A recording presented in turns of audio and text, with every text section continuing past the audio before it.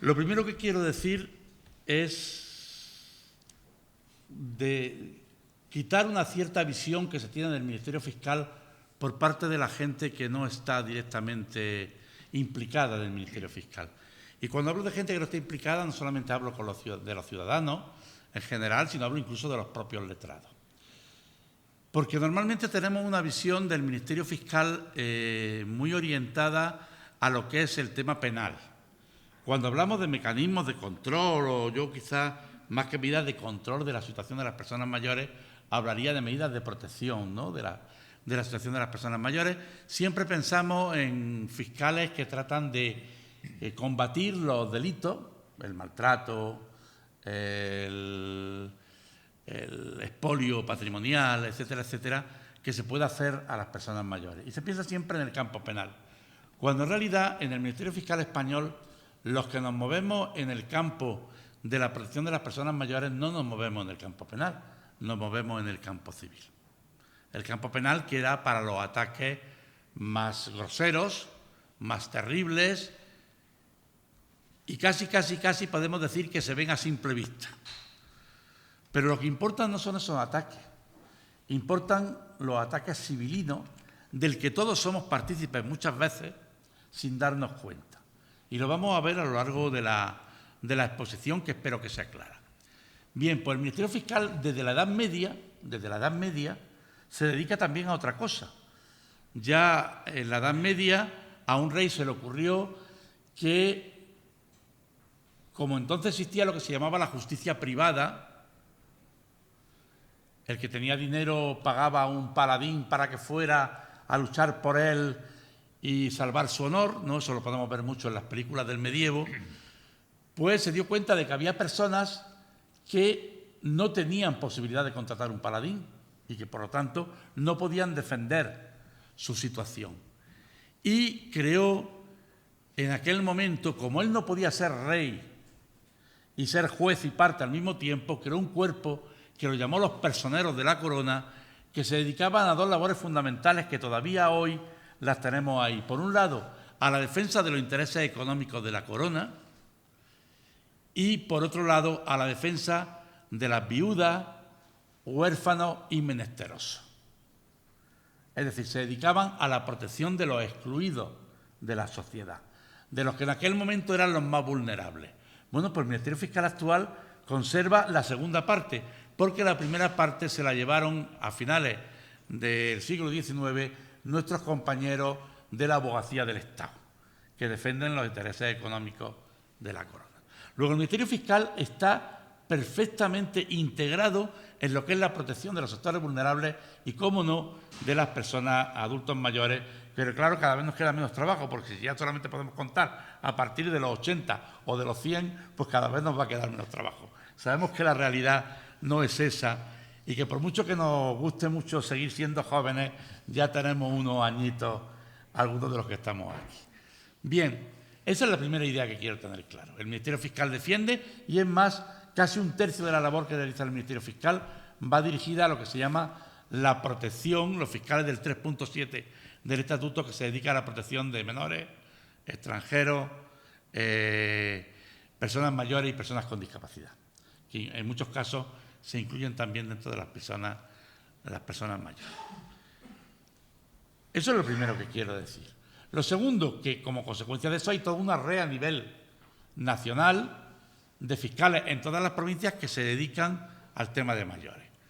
En Sevilla tiene que haber un referente, de hecho lo hay, en Jaén hay un referente, que en este caso soy yo, pero tenemos referentes a lo largo de toda la geografía nacional.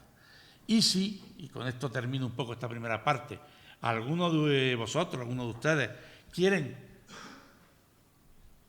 ver más, pues si se van a la página del Ministerio Fiscal, www.fiscal.es, y se van a fiscales especialistas, fiscales en protección de personas con discapacidad, hay dos, con personas con discapacidad y personas mayores.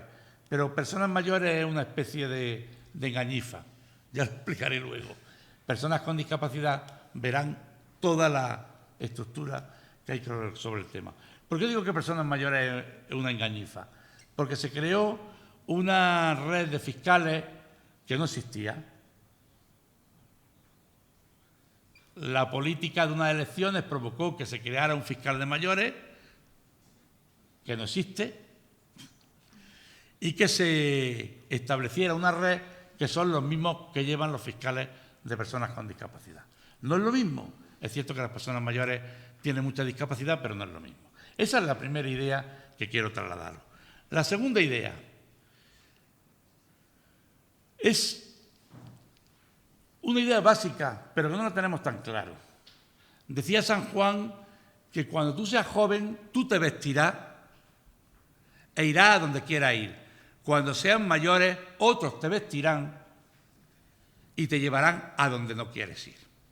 Y yo recuerdo una anécdota cuando murió mi padre, que estábamos todos los hermanos, somos 6 hermanos, estábamos todos allí, habíamos enterrado a mi padre, ya sabéis, le juntamos la familia, estaba allí mi madre, y empezamos a decidir qué va a ser de mi madre. Tú ahora no te puedes ir a la casa sola, tú te vienes conmigo a la playa, tú luego te vas a casa de menganita de no sé qué, tú luego te... Y en un momento determinado mi madre da un palo en la mesa y dice, se ha acabado. Yo voy a hacer lo que yo quiera y yo me quiero ir a mi casa. Y no hay más que hablar. Ya está bien de hacer lo que los demás quieren. ¿Qué quiero decir con esto? Que la primera idea, y veamos cada uno en nuestra familia, es que creemos que una persona porque ha cumplido 65, 70, 75, ya no tiene voluntad, no tiene opinión, no puede tomar su decisión médica, no puede tomar su decisión dónde vivir, dónde viaja, dónde no viaja, dónde viene. De repente desaparece del mundo del ciudadano. Ese es el primer desconocimiento que tenemos que combatir. Y no solamente en los entornos residenciales, sino también en los entornos familiares. O sea, lo primero que tenemos que plantearnos es que tenemos delante una persona que como mucho es adulto mayor y que por lo tanto puede tomar las decisiones que quiera si no está demenciada. En todos los sentidos. Eso lo tenemos que tener claro. Segunda idea que quiero trasladar. Es muy fácil hablar en foros de todo esto. Dice, fiscal, háblenme ustedes de derecho. No. Vamos a hablar primero de lo primero y luego ya hablaremos del derecho, que no es más que un instrumento. ¿Nos queremos de verdad que una persona mayor, que en muchos casos no ha cotizado por las circunstancias, pensemos en las mujeres, que son la mayoría, puede vivir con una no contributiva de 460 euros? ¿De verdad pensamos que esa persona se encuentra en una situación normalizada para enfrentarse a la vida? Por ahí dicen que no. Y es que no. Luego aquí viene el primer desconocimiento de los derechos del mayor. Que es que personas que han trabajado toda su vida se encuentran en una situación de pobreza extrema. Un gran número de mayores. Ahí existe un tremendo desconocimiento. Luego, la primera protección, el primer control de la situación de los mayores viene por 3 elementos básicos. Primero, dotarles de los medios económicos para que puedan vivir realmente. Esto se puede hacer con una buena pensión, controlando que esa pensión no se dedique a otra cosa, es decir, que no vaya a parar a personas que le estén dando lugar al expolio, y controlando ya a nivel moral y social que los hijos empecemos a darnos cuenta que nosotros también tenemos responsabilidades para con nuestros padres. No solamente nuestros padres con nosotros. Que nosotros también tenemos que alimentar, tenemos que dotar económicamente a nuestros padres cuando tenemos medios económicos y ellos no lo tienen. Porque eso parece que no está muy claro. Y lo digo porque lo veo en muchas ocasiones, parece que no está muy claro, ¿no? O sea, ese es el primer punto. Después vamos al segundo, los derechos. Sabemos que hay una ley de mayores en Andalucía, en concreto. Tenemos una ley de mayores que, como todas las leyes de carácter sectorial, la ley del menor, la ley del mayor, la ley de personas con discapacidad, empieza siempre con lo mismo. Un montón de papeles y un montón de artículos diciendo la persona mayor tiene derecho a la libertad de expresión, la persona mayor tiene derecho a residir donde quiera, la persona mayor tiene derecho... Y uno dice, ¿y por qué lo pone aquí? Si esto ya me lo sé yo. ¿Por qué en esas leyes tenemos que repetir lo que ya está en la Constitución? ¿No hemos preguntado alguna vez por qué es eso? No tiene sentido ninguno. Porque una persona mayor no tiene ni más ni menos derechos que el resto de los ciudadanos. ¿Por qué lo ponen en las leyes? Porque tienen que recordárnoslo. Y tienen que recordárnoslo porque nosotros pensamos, en nuestra práctica diaria, vemos que no es así. Es que está viejo. No sabe lo que dice. Está viejo. Jorge sabe lo que dice. Sabe perfectamente lo que nos está diciendo. Luego, el primer mecanismo de control es trabajar porque se respeten todos esos derechos. El derecho a una vida digna y el derecho a la libertad en la toma de decisiones, fundamentalmente. Después entraremos en las personas que tienen determinadas patologías que la afectan, que ya será un segundo nivel. Bien, esa sería la primera cuestión, ¿no? Eso nos afecta a todos. Pero en que lo que hace referencia al Ministerio Fiscal, a los tribunales de justicia. Mirad, las leyes no son más que un instrumento social. Una ley, en principio, no es nada. Es lo mismo que un bolígrafo. El bolígrafo me sirve para escribir. Lo único que tengo que procurar es que tenga tinta, pero me sirve para escribir. Pero el bolígrafo por sí solo no es nada. Si no lo usa una mano, no escribe. La ley pasa exactamente igual. La ley solamente sirve para acallar conciencia. Cuando nosotros hacemos una ley sin un estudio económico de lo que va a costar poner en marcha esa ley, sin un estudio del personal que necesitamos para poner en marcha esa ley, el papel lo soporta todo. Esa ley es una forma de acallar conciencia. Hemos sacado la mejor ley de mayores del mundo mundial.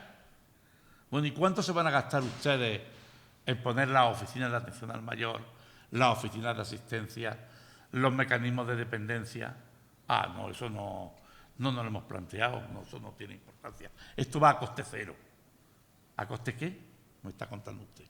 Es decir, la ley es un instrumento que hay que utilizar, hay que dotar y que luego hay que utilizar. Utilizar por profesionales preparados y por profesionales convencidos de la realidad de lo que yo estoy diciendo anteriormente. Si no, también estamos perdidos. Porque no se trata de dar respuesta a la sociedad, no se trata de dar respuesta a los vecinos, no se trata de dar respuesta a las familias, se trata de dar respuesta a la persona adulta mayor, la persona anciana, como queráis, o el viejo. Yo no rehuyo a las palabras, ¿no? Cuando los filósofos escribían aquellos de Senectuten, estaban hablando de algo muy importante.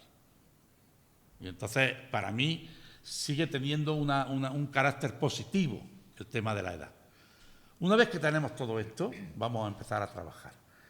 Y luego vamos a corregir, vamos a tratar de utilizar la ley para enderezar los caminos que se puedan torcer y que puedan provocar un daño para la persona mayor desde fuera, de las personas de su entorno, de las personas de alrededor y también desde dentro, el posible autonegligencia, el posible problema que pueda tener de hacerse daño a sí mismo como consecuencia de una falta de dominio ya de su gobierno. ¿Y cómo hacemos esto? Indudablemente tenemos una serie de instituciones en el derecho que nos sirven, pero que no son la panacea de nada. Voy a poner un ejemplo, porque además yo espero que de aquí a 4 años ya no podamos ni mentarlo. La modificación de la capacidad, la incapacitación. Con la Convención de los Derechos Humanos de las Personas con Discapacidad tiene que desaparecer. Sí o sí. Ya de hecho hay un proyecto que esperemos que con la renovación del gobierno sigan llevándolo adelante y pueda llevarse a cabo. la incapacitación va a desaparecer. Eso de que yo a una persona le digo, no, tú no sabes hacer nada, y entonces te incapacito totalmente, para siempre, y voy a nombrar a alguien que te represente y que decida por ti. ¿Cómo que decida por mí? ¿Qué? ¿Qué me estás contando? Sí, porque a ti se te olvidan los nombres y, como decía el del chiste, el alemán ese te esconde las llaves y todas esas cosas. No, mira, no, eso tiene que desaparecer. Tiene que desaparecer. Pero vamos a verlo, vamos hoy como hoy tenemos ahí, y todavía hay mucha gente que viene buscando la modificación de la capacidad, que se llama ahora, para cambiar actitudes de comportamiento. Yo muchas veces le pregunto, vamos a ver, pero usted me dice que su padre no quiere operarse. Me dice, es que tiene un yo no sé qué y dice que no entra a un quirófano porque no le da la gana. Que para 80 años que tiene ya, pues si tiene que morir, se muere y punto pelota. Que lo dejemos en paz. Y yo le pregunto, pero vamos a ver, es que es muy cabezón, don Cristóbal, es que es muy cabezón. Digo, pero vamos a ver, es cabezón porque ahora tiene un Alzheimer en 2º grado. No, ha sido cabezón toda la vida. Pues no vamos a hablar más, ¿para qué vamos a hablar más? O sea, su padre está haciendo lo que ha querido hacer, y si su padre estuviera completamente bien, seguiría siendo así de cabezón. Y si no quiere operarse, ¿por qué usted le va a obligar a operarse? ¿Por qué va a tener que venir un juez a nombrarle a usted tutor para que usted decida si se opera o no se opera? Cuando eso tiene una regulación a través de la Ley de Autonomía del Paciente, que tiene sus cosas claras. Ya está, ha tomado una decisión. Tiene capacidad para hacerlo y está dentro de su historia de vida. Con las incapacitaciones no hemos olvidado de las historias de vida. Cuando una persona entra en una residencia, nos olvidamos de su historia de vida. Entra allí, firma y ala. Se acabó. No sabemos si le gusta el fútbol, si no le gusta el fútbol. Si le gusta ir de compra, si no le gusta ir de compra. Si le gusta... No sabemos nada. Olvidamos su historia de vida. Ahora hay un proyecto, no sé si hay alguien aquí de Jaén. No ha venido María Dolores. No. Estamos haciendo un proyecto en Jaén de una especie de voluntades anticipadas residenciales. Ya estamos en la fase de prueba, ahora cuando contrastemos, de tal manera que cuando una persona entra a una residencia, sepamos qué le gusta comer, qué no le gusta comer, si le gustaría mantener relaciones afectivos sexuales, si por el contrario ya la ha desechado de su vida, si le gusta el fútbol, si le gusta el vino y las mujeres, yo qué sé, lo que sea, ¿no? Cada uno, es decir, su historia de vida, su necesidad de vida. Hay un caso muy interesante en un procedimiento de incapacidad, en una rendición de cuentas. Unos familiares denunciaron a un tutor porque le había regalado con dinero de la tutelada, que era su madre, 100.000 pesetas de entonces a una hija suya que se había casado.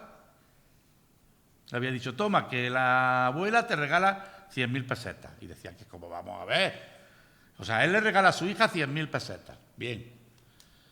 Y vienen con su denuncia a fiscalía, porque ha hecho un mal uso de 100.000 pesetas de la tutelada. Cuando abrimos la investigación, resulta que esa mujer tenía la costumbre de cada nieto que se casaba le daba 100.000 pesetas. Y de hecho, todos los denunciantes, algunos de sus hijos, habían enganchado las 100.000 pesetas cuando le tocó su turno. Y ahora resulta que como ya está incapacitada y lo hace el tutor, y resulta que la primera que se casa es su hija, pues van a por el tutor. Eso es desconocer la historia de vida de una persona. Si esta persona le daba 100.000 pesetas a todos los nietos cuando se casaban, o le daba, bueno, ya no serían 1.000 pesetas, 1.000 pesetas en la feria a todos los nietos, ¿por qué no va a poder seguir haciéndolo? Es su historia de vida, es el mantenimiento de sus deseos. Bueno, pues eso tenemos que tenerlo muy claro. Cuando trabajamos en entornos residenciales, perdón, que la alergia, esa atención centrada en la persona, la atención centrada en la persona parte por la historia de vida, por la propia historia de vida de la persona. Y eso es algo que tienen que tener muy claro. Los momentos, esos 6 meses de adaptación al centro, deben también utilizarse para recopilar con los familiares, con la persona, la misma persona, esos elementos de historia de vida, ¿no? Esa situación de historia de vida. La incapacitación no sirve para que esa persona se opere, ni tampoco para modificar su conducta. Es que tiene la mano un poquillo larga y le toca el culo a todas las niñas que ven. Bien, vale. Vamos a modificar la capacidad. Digo, bueno, ahora es un anciano que tiene la mano un poquillo larga, luego va a ser un incapacitado que tiene la mano un poquillo larga. No sé qué diferencia hay desde el punto de vista del culo, o sea que no hay ninguna diferencia. No lo vamos a solucionar con eso. Es que grita en el pueblo. Es que va por el pueblo, es que grita, los vecinos, es que no limpia la casa. ¿Y vamos a solucionar eso con la modificación de la capacidad? No lo vamos a solucionar. La modificación de la capacidad va dirigida cuando una persona no puede gobernar el ejercicio de su vida jurídico-patrimonial fundamentalmente, sus bienes. Y de hecho para eso está pensado. Si tiene que vender una casa, si tiene que aceptar una herencia, si tiene que... Para eso está pensado. Entonces, si una persona no tiene bienes ninguno, nada más que 460 euros de una no contributiva, ¿para qué narices le vamos a nombrar un tutor? O un curador, que no lo va a necesitar nunca. No sirve para eso. Ese sería el primer aspecto. La modificación de la capacidad va a servir cuando hay conflictos entre los hermanos, los herederos, los hijos muy fuertes, que no sabemos quién narices va a tomar la decisión. Dos quieren que vaya a una residencia, uno no quiere que vaya a la residencia y tienen un conflicto que son incapaces de resolver entre ellos mismos, porque unos ven que Es curioso, porque muchas veces el que no quiere que vaya a la residencia es el que no está dispuesto a cuidarlo en su casa, ¿eh? No. Yo recuerdo un caso que es que demandaron al hermano para que siguiera cuidando a la madre, que llevaba 20 años cuidándola. Para que el juez obligara al hermano a seguir cuidando a la madre. No, yo no quiero saber nada. Pero no, una residencia no, tú sigues cuidándola. Y el otro decía, vamos a ver, me he casado, tengo un hijo con un problema, ahora tengo a mi mujer mala, llevo 25 años cuidando a mi madre, ¿qué más puedo hacer? Yo lo que le digo, vamos a repartir los cuidados, y no quieren. Y entonces decido, bueno, voy a llevar una residencia cerca de mi casa, la pagamos, tiene dinero al fin y al cabo, y vamos a tirar. Es decir, que esos fenómenos los ves, ese tipo de conflictos, o conflictos en el tema económico, muchas veces. Entonces, ahí sí puede ser que nos sirva para controlar algo y para servir un mecanismo de control de ayuda o de evitar el expolio que se le puede estar haciendo. Soy muy breve, después si tenéis, como dejaré un cuarto de hora para que preguntéis, ¿cuándo tengo que acabar? A las 11:30, ¿no? Bueno, dejaré un tiempito para que preguntéis. Eso es la modificación de la capacidad. El segundo, el ingreso involuntario. Sabéis que hay personas que necesitan ir a una residencia, ya es imposible cuidarla en su casa, no tienen capacidades para desarrollar y vivir solas, no tienen apoyos familiares, el apoyo vecinal no existe o es limitado, la atención domiciliaria no llega y los mecanismos de atención en el domicilio pues no llegan en general. Siempre hay que tener en cuenta el primer principio. El anciano quiere estar en su entorno. Y su entorno significa estar en su casa. Y si no puede estar en su casa, por lo menos estar a 100 metros de su casa, no a 100 kilómetros. Por eso ahora en Andalucía se ha dado mucho la residencia en los pueblecitos. Residencias pequeñas que cuando salen los ancianos a pasear se van con su llave a su casa a echarle un vistazo a ver cómo está el tema. Siguen viviendo con sus fotos, con su tal, pero luego necesitan tener un cuidado especializado, ¿no? Pero muchas veces o no lo entienden porque no tienen capacidad para tomar esa decisión o simplemente no tienen capacidad para decir nada y no dicen nada. Y como eso supone una privación de libertad, y así lo ha dicho el Constitucional, pues hay que ir a un auto de ingreso involuntario, a una sustitución de la voluntad del anciano por parte del juez. Este mecanismo, cuando son personas que no tienen la posibilidad de atención en casa, es el adecuado, pero si la persona no da su consentimiento fundado de que desea ir a una residencia, hay que buscar mecanismos en que un juez valore si ese ingreso involuntario es necesario o no. Esto es otro de los aspectos que tenemos que tener en cuenta, otro de los mecanismos en los que también interviene el fiscal. Yo estoy ya, como digo, viendo... Normalmente hay una práctica en los servicios sociales, la mayoría me han dicho que sois trabajadoras sociales, hay una práctica en los servicios sociales que es la derivación a la fiscalía. Es decir, nosotros cogemos y derivamos a la fiscalía. Además, derivamos a la fiscalía con urgencia, decimos, es un caso urgente. Y yo digo, vamos a ver, si es urgente, dejar a la fiscalía en paz. Porque si queréis, la fiscalía también lo deriva a otro, ¿para qué? ¿Por qué? Porque el trabajador social, y así lo entiende la mayoría de los tribunales, está legitimado para acudir directamente al juzgado. No necesita pasar por la fiscalía. Entonces no tiene sentido que perdamos ese tiempo. Para la modificación de la capacidad, no. Para la modificación de la capacidad sí hay que pasar por la fiscalía si no hay familiares. Pero para ingreso involuntario, perfectamente. Va a ir más rápido yendo directamente. Y después algo es básico, que para mí desde luego es básico, si no devuelvo el informe, que es que hay que contar en el informe qué se ha hecho para mantener a esa persona en su entorno y por qué ha fracasado. Si le hemos puesto tantas horas de atención domiciliaria, pero al final se pelea con todas las asistentas, no la deja entrar, dicen que la ha robado, que le hayes... Ya sabéis, que os voy a contar que no sepáis ya vosotros. Hay que decir por qué ha fracasado. Porque yo tengo que saber que se ha intentado, que se ha llevado al límite. Antes de que desde la Fiscalía iniciemos un procedimiento o antes de que de la Fiscalía informemos a favor de ese ingreso involuntario. Tenemos dentro del ingreso involuntario el caso de los Alzheimer, de los Alzheimer, de los Diógenes, que nos dan mucho, Diógenes, que nos dan mucha la lata, ¿no? Ya sabéis, ¿no? Los acumuladores de basura.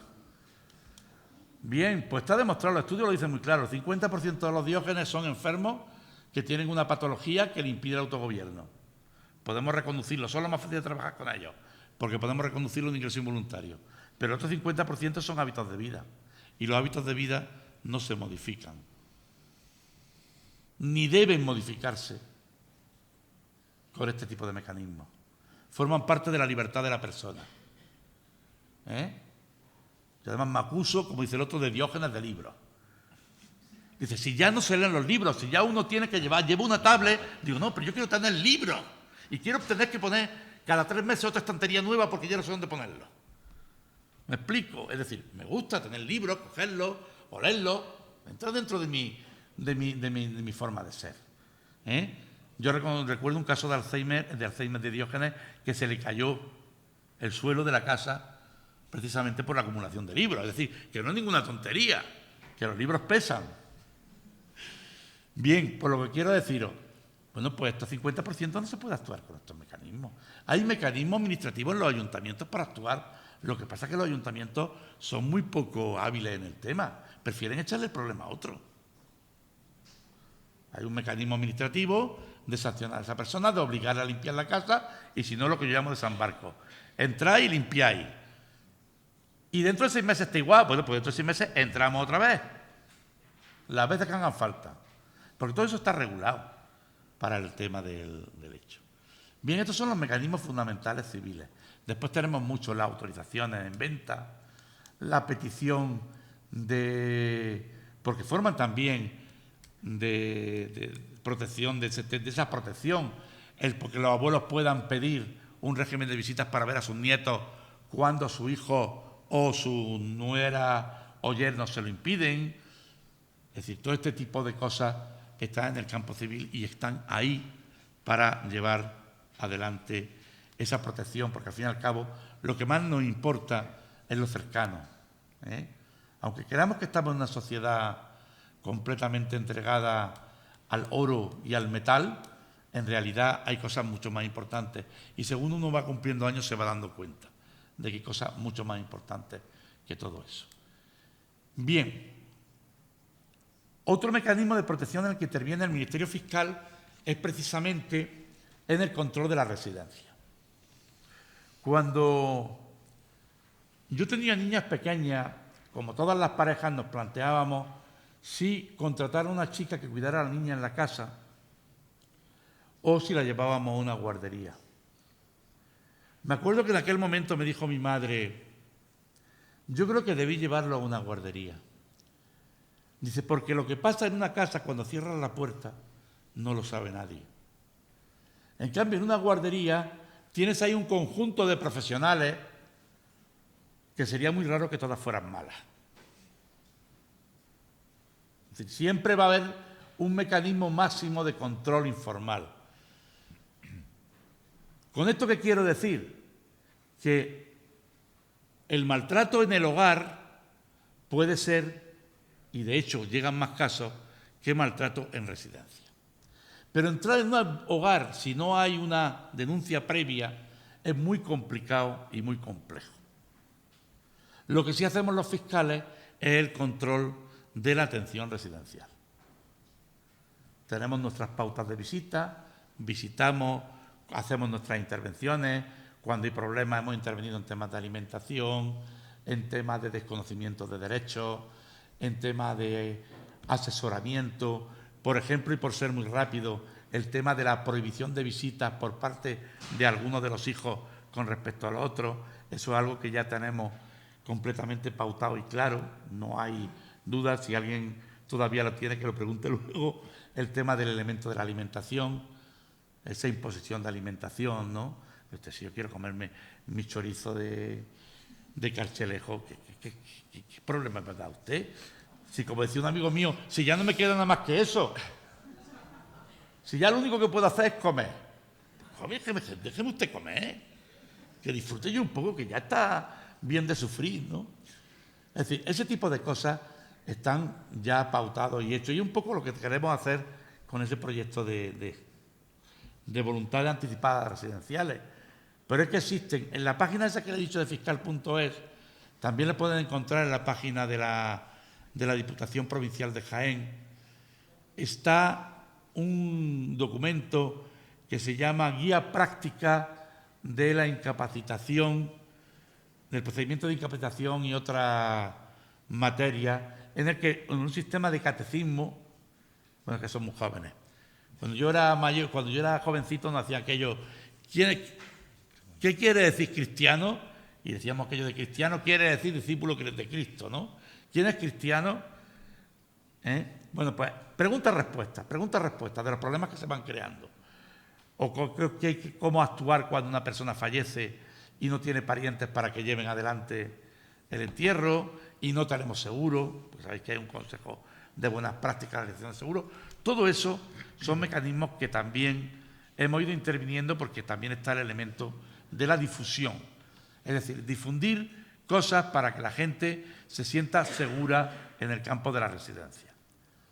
Yo no sé cómo funciona ahí en Sevilla, desde luego yo en Jaén me llaman continuamente de la residencia, incluyendo de residencias limítrofes de la provincia de Granada, porque se sienten seguros cuando van contestando y se van enfrentando a las distintas situaciones que dan en el entorno residencial. Pero también a veces abrimos expedientes, porque a veces hay desconocimientos de derechos. No solamente en el campo penal, que es el que podemos pensar, sino también en el campo civil. Y el último escalón ya sería el campo penal.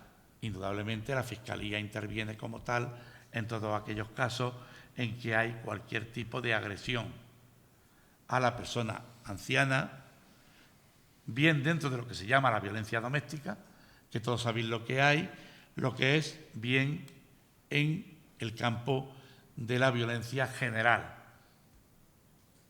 La estafa a ancianos. En el campo civil también hemos intervenido en las preferentes. y como el anciano es por sí lo que nosotros llamamos un consumidor vulnerable, hemos intervenido para que recuperaran aquello que realmente, y hay que decirlo así porque no había habido un engaño clarísimo de aprovechar la situación para colocar productos financieros de mucho riesgo a personas que habían manifestado hasta la saciedad de que no querían productos de riesgo, porque eran los ahorros de toda su vida, y a pesar de eso los bancos se los han colocado, ha habido que recuperar, se han recuperado muchas preferentes. Bien, este tipo de cosas es todos los mecanismos que el fiscal, hay muchos más, pero bueno, todos los mecanismos que el fiscal puede utilizar para llevar a cabo la protección de las personas mayores. Para eso las fiscalías tienen un servicio al que se puede llamar, se puede pedir cita, se puede plantear el problema, se pueden enviar informes sociales, a mí me llegan informes sociales 2 o 3 casi todas las semanas, mínimo, y desde la residencia pues informes también planteando situaciones, y se puede perfectamente ir, y también a través de la página web de la Fiscalía tenéis un correo al que podéis mandar la denuncia concreta, ¿no? Y ella la deriva al fiscal que corresponda por el territorio la investigación del asunto en concreto. También a través del teléfono del mayor, el teléfono del mayor también nos comunica continuamente, cada vez que llega un asunto nos comunica a la Fiscalía la situación que nosotros derivamos, o bien la trabajamos nosotros desde la sección de protección a personas mayores, bien la trasladamos al servicio de violencia de género y doméstica cuando es algo que tiene que ver con la especificidad de ese servicio, ¿no? Y eso es lo que hacemos. Y los mecanismos de control existen, lo que pasa es que a veces hay que llevarlo a cabo, trabajar en ello, los medios son pocos, y también hay algo que es muy importante de tener en cuenta. La propia sociedad, y vuelvo al principio para terminar y dejar 10 minutos para preguntar, la propia sociedad muchas veces desconoce o quiere desconocer que los mayores, como digo, no son objetos, sino que siguen siendo sujetos de derecho. Muchas gracias.